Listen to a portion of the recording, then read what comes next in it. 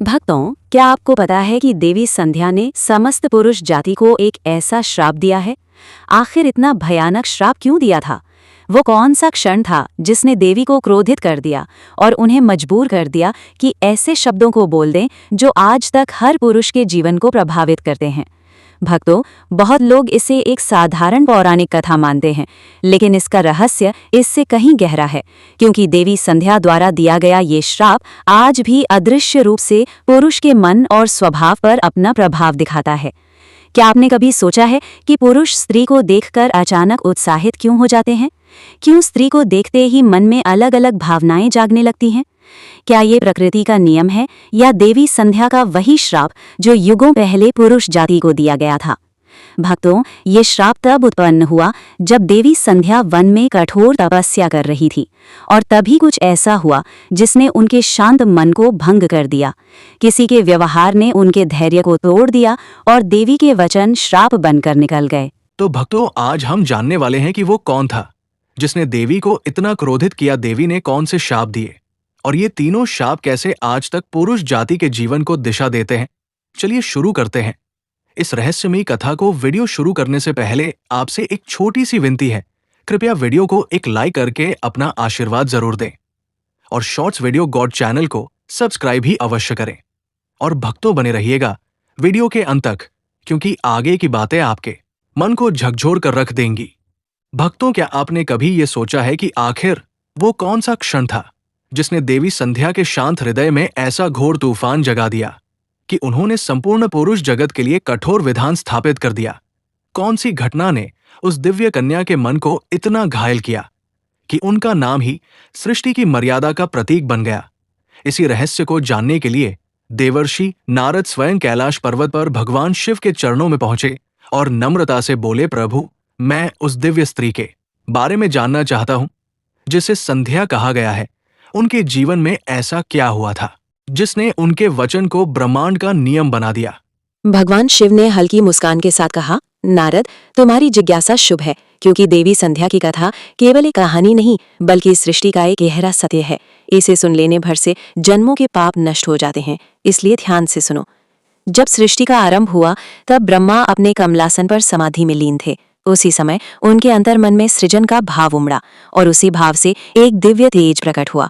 वो तेज धीरे धीरे एक मनोहर रूप में बदल गया और एक अनुपम कन्या ब्रह्मा के मानस से उत्पन्न हुई। क्योंकि वो उनके ध्यान से निकली थी, इसलिए वो संसार में संध्या के नाम से जानी गई।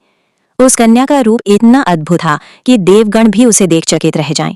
उसका तेज त्रिलोकी को आलोकित करने वाला था, परंतु जब ब्रह्मा ने समाधि से नेत्र खोले तो उनकी दृष्टि उसी दिव्य रूप पर पड़ी। क्षण भर के लिए उनके मन में ऐसा भाव उत्पन्न हुआ जो ब्रह्मा जैसे सृष्टा से कभी नहीं जुड़ता। ये भाव उसी ब्रह्म लीला का हिस्सा था। फिर भी उस दृष्टि ने संध्या के हृदय को विचलित कर दिया।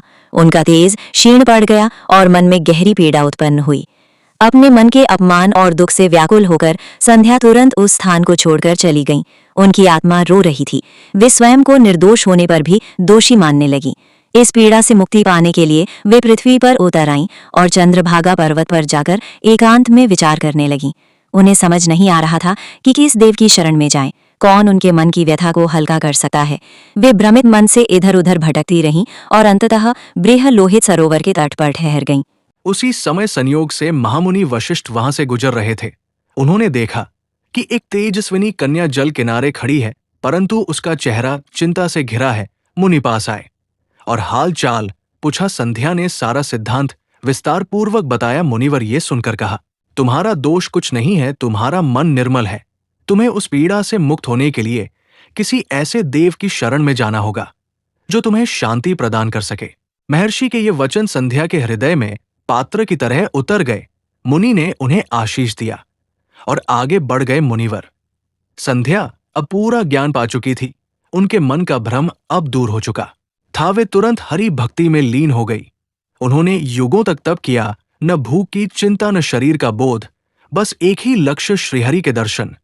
उनकी तपस्या की गूंज देवलोक तक पहुंची और अंततः चारों भुजाओं से शोभित भगवान विष्णु उनके सामने प्रकट हुए।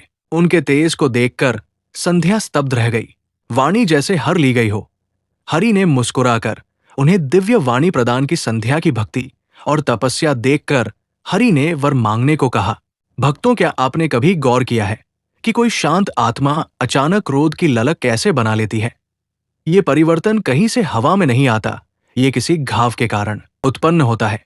और संध्या के भीतर जो आग की ज्वाला भड़की, वो घाव अपमान का था, जिसने उनकी आत्मा को झकझोर दिया था। संध्या अपना जीवन तपस्या और शील में बिताती थी। उनका चरित्र संयम और मर्यादा का प्रतीक था।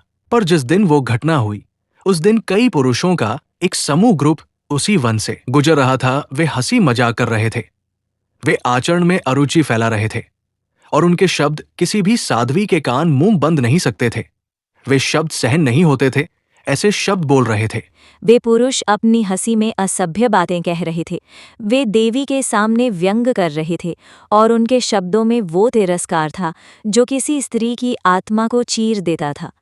संध्या उस समय ध्यान में लीन थी, पर उनकी दृष्टि जब उन दुराचारों पर पड़ी, तब उन्होंने महसूस किया कि ये केवल शब्द नहीं है, ये समाज की वो विकृत सोच है जो स्त्री के अस्तित्व पर वार करती है।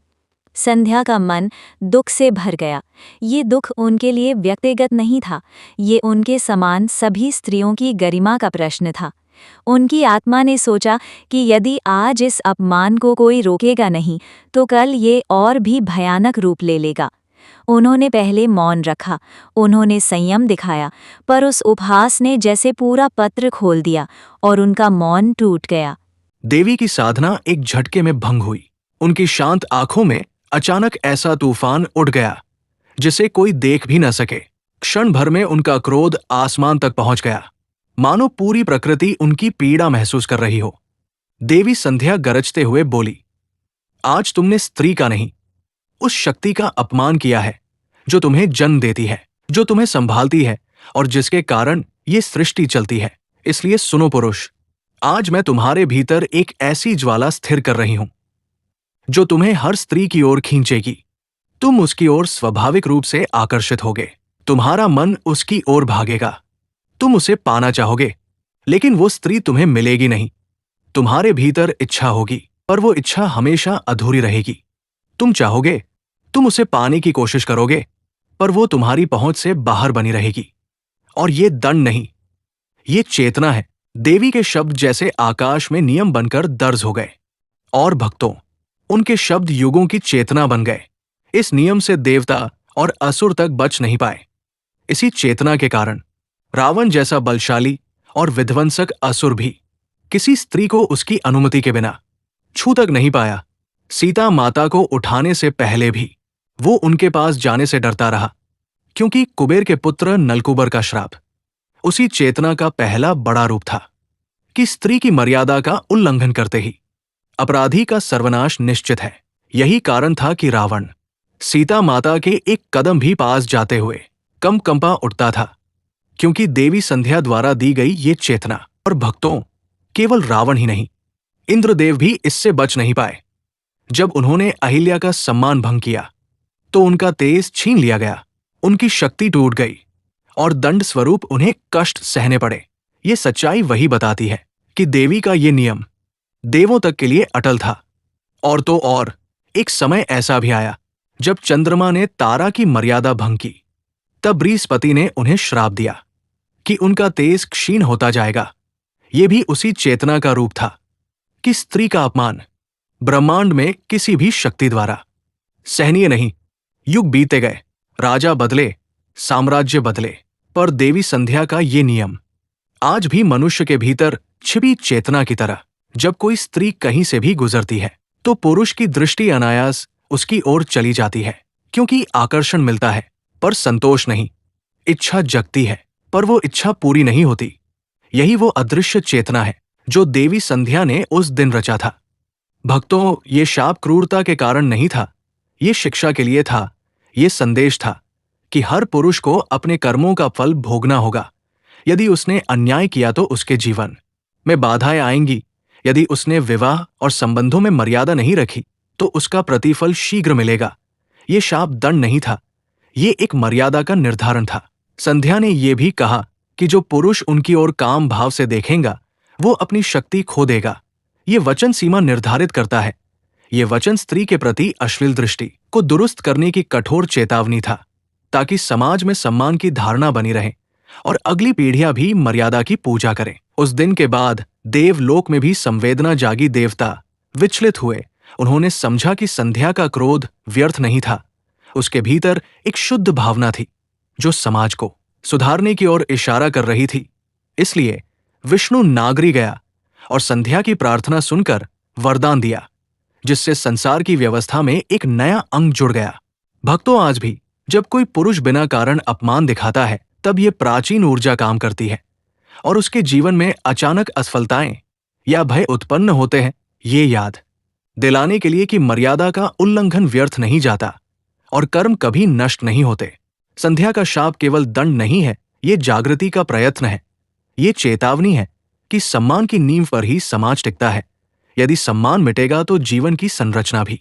भक्तों, यह घटना हमें ये सिखाती है कि चाहे हम कितने ही बड़े क्यों न हों, यदि हमारी नजर किसी की गरिमा पर आ जाए तो हर शब्द का परिणाम सोचकर बोलें, और यदि कहीं अपमान हो तो उसे रोकें, क्योंकि एक अपमान का परिणाम केवल अपमान करने वाले पर ही नहीं बल्कि आने वाली पीढ़ियों पर भी पड़ता है। संध्या का शाप इसीलिए आज भी प्रभावी माना जाता है क्योंकि उसने मर्यादा और सम्मान की एक अटल व्यवस्था स्थापित कर दी थी, और ये व्यवस्था तब तक बनी रहेगी जब तक समाज इसकी पवित्रता को समझकर अपने कर्मों को नियंत्रित न करे।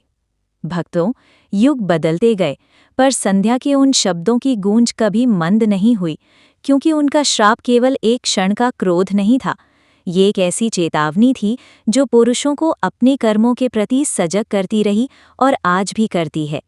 बहुतों को ये समझ नहीं आता कि उस दिन का एक निर्णय कैसे पीढ़ी दर पीढ़ी असर डालता गया, लेकिन जो आध्यात्मिक ज्ञान रखते हैं वे जानते हैं कि ऊर्जा और कर्म कभी समाप्त नहीं होते, वे रूप बदलकर आगे भी चलते रहते हैं। इसी सत्य के कारण संध्या का श्राप आज भी जीवित है। उस घटना के बाद पुरुष जाति को एहसास होने लगा कि अगर वे अपनी आँखों और विचारों पर नियंत्रण नहीं रखेंगे तो उनके मार्ग में बाधाएं आएंगी। कई पुरुषों ने अनुभव किया कि जब भी वे अनमनस्क होकर स्त्री का अनादर करते हैं, तब उनके प्रयास विफल होते हैं, काम बिगड़ जाता है और जीवन में अकारण तनाव आने लगता है। ये केवल संयोग नहीं था, ये उसी श्राप की ऊर्जा थी जो उन्हें संकेत देती रही कि मर्यादा का उल्लंघन किसी भी युग में सहन नहीं होगा। देवी संध्या ने अपने वचन में ये भी कहा कि ऊपर से देखने वाला परम सत्य स्त्री के सम्मान को धरोहर मानता है, और जो इस धरोहर का अपमान करता है वह अपने हाथों ही अपने भाग्य को उलझा देता है। इसलिए आज भी देखा जाता है कि कई पुरुष चाहे कितने ही शक्तिशाली हों, यदि उनके मन में विकृति आए या वे किसी स्त्री को अपमानित करें तो कुछ ही समय में उनके निर्णय उलट जाते हैं या परिस्थितियां प्रतिकूल हो जाती हैं। ये उस वचन की प्रतिध्वनि है जिसे संध्या ने अपनी साधना से निकले सत्य से जोड़कर कहा था। भक्तों, यह अदृश्य प्रभाव एक नियम है और ये नियम सभी पर समान रूप से लागू होता है। संध्या ने अपने श्राप के अंत में एक बात विशेष रूप से कही थी कि अगर समाज को बदलना है तो भय के माध्यम से नहीं बल्कि चेतना के माध्यम से बदलना चाहिए। इसलिए ये श्राप पुरुषों को केवल दंड देने के लिए नहीं था, ये उन्हें मार्ग दिखाने का एक सशक्त साधन था। उन्होंने कहा था, जो पुरुष अपनी दृष्टि को पवित्र रखेगा, अपने विचारों को संयम में रखेगा और स्त्री को सम्मान देगा, उसके जीवन में सहजता और सफलता बढ़ेगी, उसके घर में शांति होगी और उसका मन स्थिर रहेगा, क्योंकि सम्मान की ऊर्जा ही समृद्धि को आकर्षित करती है। भक्तों के लोग पूछते हैं कि आज भी क्या संध्या का श्राप सक्रिय है, तो इसका उत्तर बहुत सरल है। जब तक मानव मन अपने विचारों और इच्छाओं पर संयम रखना नहीं सीखेगा, तब तक ये ऊर्जा कार्य करती रहेगी। ये किसी को दंडित करने की शक्ति नहीं है, ये कर्मों को संतुलित करने का नियम है जो देवियों की कृपा से चलता है। यही कारण है कि अगर कोई पुरुष स्त्री का अपमान कर बैठता है तो भले वो तुरंत न समझे, पर उसके कार्यों के तंतु उलझने लगते हैं और जीवन में कठिनाइयां बढ़ जाती है। संध्या का ये अंतिम संदेश युगों के लिए था। उन्होंने कहा था, जो पुरुष स्त्री को अपनी शक्ति नहीं बल्कि अपनी पूर्ति समझेगा वही सच्चे अर्थों में सफल होगा, और जो स्त्री को कमजोर समझता है वो अपने भीतर की शक्ति को खोकर अपना मार्ग कठिन बना लेता है।